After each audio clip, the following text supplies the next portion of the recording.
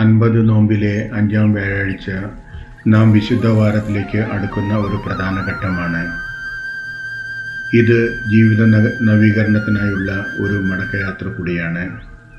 5-ാം വ്യാഴാഴ്ച എത്തുമ്പോൾ നോമ്പുകാലം അതിൻ്റെ അവസാന ഘട്ടത്തിലേക്ക് കടക്കുകയാണ്. ഇത് വെറും ഒരു ഉപവാസമല്ല, മറിച്ച് ദൈവത്തിലേക്കും സഹോദരങ്ങളിലേക്കുമുള്ള ഒരു തിരിച്ചുപോക്കാണ്.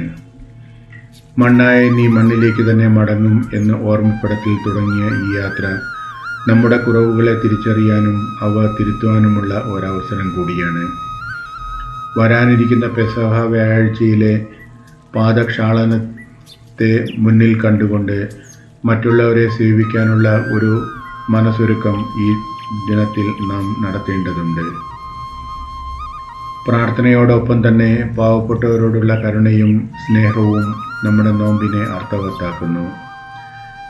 കാരുണ്യവാനായ ദൈവമേ, ഈ നോമ്പുകാലത്തിൻ്റെ 5-ാം വ്യാഴാഴ്ചയിൽ ഞങ്ങളുടെ പാപങ്ങളെക്കുറിച്ച് അനുതപിക്കാനും അങ്ങയോടുള്ള സ്നേഹത്തിൽ വളരാനും ഞങ്ങളെ സഹായിക്കണമേ.